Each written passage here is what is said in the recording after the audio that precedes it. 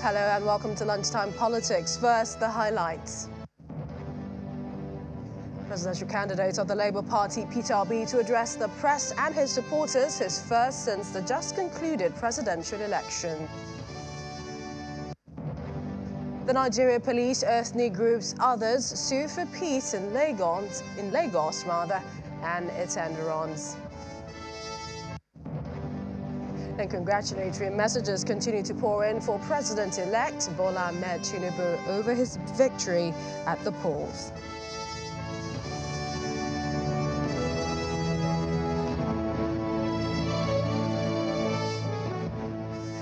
Welcome to the program. I'm Millicent Walker in Lagos. It was just yesterday, Wednesday morning, about 4 a.m., when the INEC chairman, Professor Mahmood Yakubu, announced Senator Bola Tinubu as the winner of the 2023 presidential election in Nigeria. Mr. Tinubu was declared winner after he polled a total of 8,794,726 votes. Mr. Atiku Abubakar of the People's Democratic Party had the second highest figure with 6,984,520 votes, followed by Peter Obi of the Labour Party with 6,101,533 votes. Now, there have been congratulatory messages and also knocks for the Electoral Commission and its failure to upload results in its elections viewing portal, the IREV, in real time. Yesterday and previously, we heard from the vice presidential candidate of the Labour Party, Mr. Dati Baba Ahmed, as well as other political parties on their impressions of the elections. However, today, the presidential candidate of the Labour Party, Mr. Peter Obi, who polled over 6 million votes in the presidential elections, is set to make his thoughts known, his impressions on the just concluded election, and this is for the first time we are hearing from him, and we understand that that briefing will be taking place at the Hilton in Abuja any moment from now. We will be bringing you that as quickly as we get that. But let's go back in time, and this is October 20th, 2022, when the president-elect, Senator Bola Tinubu, released an 80-page policy document highlighting an 8-point agenda, including national security, economy, agriculture, power, oil and gas, transportation, as well as education. The document is tagged Renewed Hope 2023 Action Plan for a Better Nigeria. This next report looks at the plan of Nigeria's 16th leader. After months of speculation, the national leader of the All Progressives Congress, Senator Bola Tinubu, formally declared his intention to run for the highest office in the land. Before making his intention public, he met with President Muhammadu Buhari to brief him about what he described as his lifelong ambition. It's a categorical declaration. You've gotten that truth from me that I've informed Mr. President of my ambition. He eventually emerged as the presidential candidate of the APC during the party's national convention. Having scored the highest number of votes cast, is hereby declared winner. 3 months after the primary election, he released his manifesto, an 80-page policy document that highlights his agenda for the nation.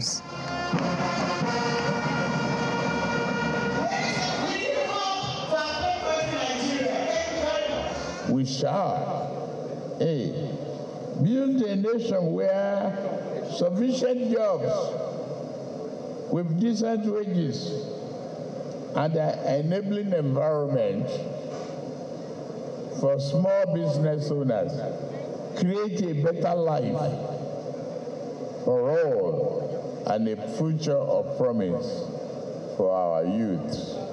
Our national economy we grow, we succeed, we be respected. Highlights of the manifesto include create sufficient jobs with decent wages for a better life, manufacture, create and invent more of the goods and services we require, agricultural policy that promotes productivity and assures decent incomes for farmers, modernize and expand public infrastructure for economic growth, embolden and support young people and women by harnessing emerging sectors such as the digital economy, entertainment, culture and tourism. Train and give economic opportunities to the poorest and most vulnerable. Generate, transmit and distribute sufficient, affordable electricity. Make basic healthcare, education and housing accessible and affordable for all, as well as a strong and adaptive national security architecture. He also outlined policy options for healthcare, the digital economy, women empowerment, judicial reforms, federalism, decentralization of power, and foreign policy. Part of the plan is to continue the social investment programs of the Buhari administration. Nigeria! When the campaign season started, the president-elect took his message of renewed hope to parts of the country with a message that is peculiar to each state. You will see education that is flourishing. You will see industry that will develop for you. Amen. You will see progress made in Kogi. Kogi is our mineral center. We will definitely fulfill our promises. May 29, 2023, Senator Bola Tinubu will be sworn in as president, and Nigerians will be watching keenly to see how he will transform these promises into action.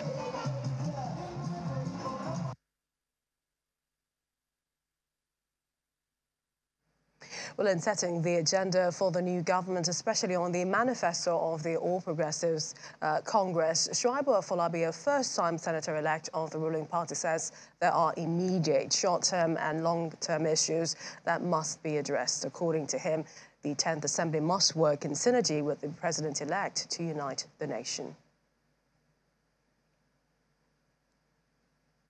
I think we need to fix the configuration of Nigeria, as it were. A number of those agitations here and there, as a result of some people feeling that the country is being skewed against them, either genuinely or otherwise. We need to look at it very, very closely and say, can we look at a system, a structure that allows the federating units to blossom, but not at the expense of the cohesiveness and unity of the country? And Shuaibu Bola Tinubu has been a proponent of that. You remember when I was in Lagos, you remember the issue of creation of local government. We've spoken about the issue of, even when we talk about security, state police, community police, and those other issues. And those issues need to start in earnest. We don't have to wait for 1 year, 2 years, or 3 years when the next round of election is approaching. We need to begin to work on them now. We need to look at the next Senate that's winding up. What are those issues that they've done? How far have they gone with the constitutional amendment? Where do we need to take a fresh look? Or what are those work in progress that will need to be concluded? But the truth of the matter is, the country is not best configured as it were. And we need to take a look at it. And we need to also listen to the young element. Youth constitute a large percentage of Nigerian population. We need to look at the pattern of this election. A message is being sent, and therefore there are profound lessons to be learned from the just concluded election in terms of pattern of voting. Ashaju needs to be in the forefront of bringing everybody to the table. I think the first task is to unify the country behind a vision. And we had earlier told you about the presidential candidate of the Labour Party, Mr. Peter Obi, who is holding a press conference any moment now in the nation's capital. Let's quickly hear from our political editor, Seun Okibaloye, who is at the venue. Seun, this will be the first time that we'll be hearing from the presidential candidate of the Labour Party. And this is since, you know, he voted in Agulu, his hometown, on election day. You're very correct, Millicent. Yeah, this is going to be the very first time we will be hearing in public from the presidential candidate of the Labour Party. If you monitored and watched his voting and some of the activities that followed the voting process in Agulu, his hometown in Anambra State, on Saturday, we've seen series of press conferences and meetings by the political parties, especially that of the Labour Party and the PDP, and as well as the ADC. But we understand that he was supposed to brief the press yesterday, but instead it was his vice presidential candidate, Mr. Dati Baba Ahmed, who spoke to the media yesterday. But this morning there is a press conference that was called for noon here at the nation's capital here in Abuja.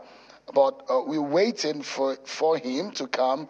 Journalists from local and foreign journalists are here in the room waiting for him to enter into through this door, hopefully. And the stage is probably set for him to come mount here and speak to the press, perhaps for the first time since Saturday. If my cameraman can just look around through the room to see just how ready maybe the media is. This is a media event, and hopefully one can imagine what the response or what the speech of Mr. Peter Obi will be following the position of his party, the Labour Party, and the grievance that are being laid on the table concerning the conduct of the election and the transmission of the result, which some have described as not too good in the fold of the opposition party. But we're waiting. A little of anticipation can be made. We do not know what he will say. One can just imagine and perhaps hoping that any moment from now, Peter Obi himself will work in alongside some members of his party and his campaign organization. Millicent. Thank you. Many thanks, Shane. We will be coming to you for more updates and, of course, that very press conference, which I know a lot of Nigerians are looking forward to hearing from him. We had earlier mentioned that, indeed, the vice presidential candidate had several press conferences as well with other political parties on the position of the party. But this will be the first time we'll be hearing from the Labour Party's presidential candidates and also after the just concluded presidential and National Assembly elections. Let's take a break. When we return, Nigerians in diaspora react on the just concluded elections. Do stay with us.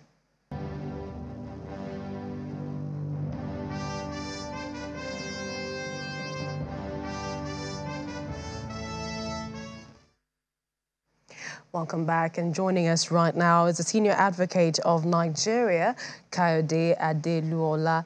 He joins me now virtually. Thank you for joining me on the program. Thank you very much. Yeah. All right, it's good to see you. First, I want to ask what you make of the aftermath of the presidential elections, the National Assembly elections, and, you know, the parties that are aggrieved as well as their options. Quite frankly, I'd say this.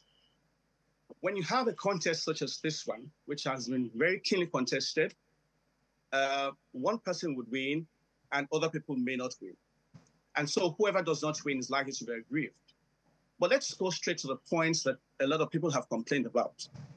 First, they have said there was intimidation at the polling units. They have also said there was a voter suppression, and also that there was a lot of voter turnout. But more importantly, votes were taken away and snatched from the INEC staff. Now, what that means is that individuals have committed electoral offenses for which they should be punished. The question then is, how has this impacted on the performance of a candidate? These are things that must be testified to before the tribunal, show evidence that snatching of the ballot boxes has reduced the votes and all that. Aside from that, there has been a lot of heavy weather made of not uploading the results to the server of INEC. Now the question is that a requirement of the law? By the guidelines of INEC, I think it's clause 38, once the votes have been counted and the necessary papers signed and the form EC08, has been distributed to the polling agents and they have countersigned, that essentially is how the results should be collated. And in addition, the polling officer ought to paste on the wall of the polling unit a copy. But Section 135 of the Electoral Act then stipulates that these results must be uploaded onto the beavers. No, not on, forgive me, not on the beavers, onto the IREV, where people who are interested can view these results. Now the question is there any provision of the law that says that this uploading must be done at the polling units? I don't think so. What is required of every polling officer is to ensure that these votes are counted, the necessary forms are filled, copies countersigned by the polling agents and distributed to them. And then the beavers, which is evidence of the accreditation of voters, along with these forms are then taken to the collation centers. But we understand that the chairman of INEC, well, I may say, beyond the call of duty, promised that INEC officers will upload these results real time from the polling units onto the server. Well, that wasn't done in many cases. I won't say most, in many cases. The question then is, if there has been failure to comply with this, what is the consequence? The consequence really to me is, if you look at section 134 also, it says, if there has been substantial compliance with the provisions of this act in such a way that it has not substantially affected the outcome of the election, then the election would not be challenged. So the truth is, anyone who must win the presidential election must show evidence that he has been shortchanged in so many places across the country. It's a Herculean task. If, for example, you have won in 16 states, 25%, you must then demonstrate to the tribunal that in 9 states you ought to have won. Again, I repeat, it's a Herculean task. It is different, or it will be different if we're talking about a senatorial district or a federal constituency. So, justifiably, those who are aggrieved must go to the tribunal and prove their cases. But believe me, the rascality of some people at the polling units must be inextricably tied to their loss to show that they lost votes because of this misconduct.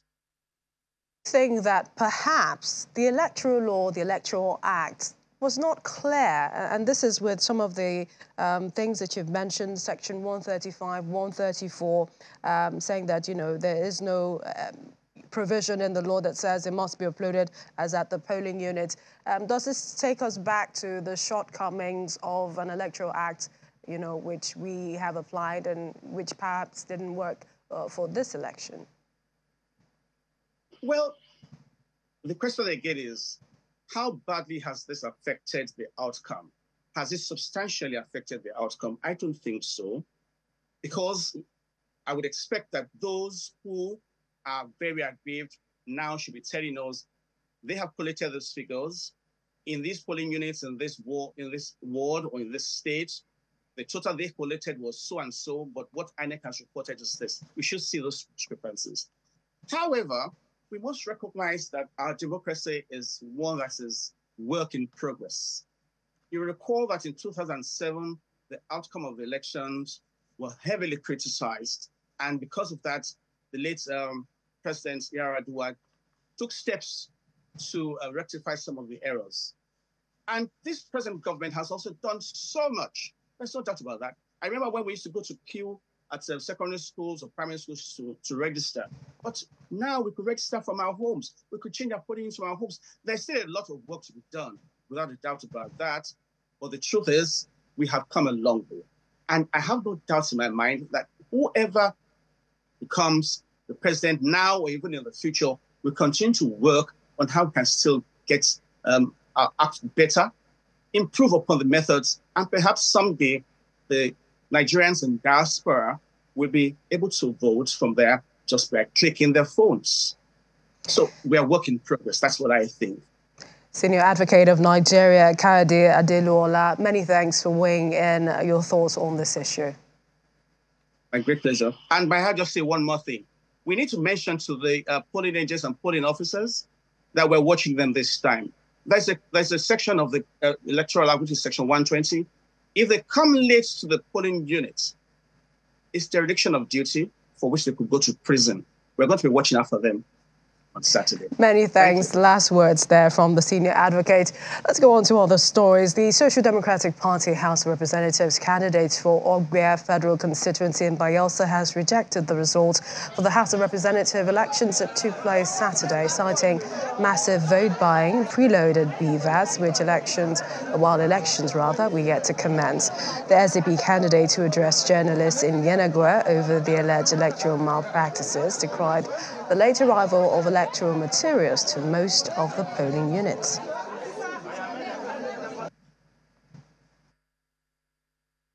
In most of the polling units created heightened tension among willing voters.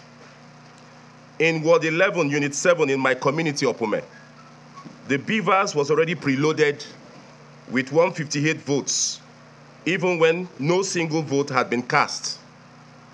It took the effort of vigilant voters in the unit who challenged the INEC officials with several calls made to the electoral officer in charge of Ogbia to remedy the tampered BVAS. After a long wait with no solution to the compromised BVAS, election in Unit 7 was cancelled. 3, the problem of preloaded votes in the BVAS was not unique to Unit 7 alone. Similar discoveries were later made in Emerengi, Emakalakala, Kolo, Akiplai, Emadeke, Otueke, and other communities too numerous to mention. But unfortunately, voters in the aforementioned communities were too vigilant enough, or were not vigilant enough, to challenge this electoral fraud. We head to Abuja now, where an election observer, Eniola Cole, joins me now for more. It's good to see you. I would like to begin. Quite a lot has been heard and said over the just concluded presidential and National Assembly elections. What areas do you see us mending things, and whose place is it? So many areas where we could mend a lot of things. One of the areas is when it relates to ensuring credibility in results transmission. One of the ways that we could amend the situation of mutilated or manipulated election results is introducing something we're considering called undervoting, because we've seen that there is a solution for overvoting, which is when the total votes cast are more than the number of accredited voters. Something called undervoting, where maybe if accredited voters are, say, 30, the number of total votes cast should not be less than something like 29. Because what the law says is there is a space for anyone who gets accredited to vote, but then they walk off with the ballot paper.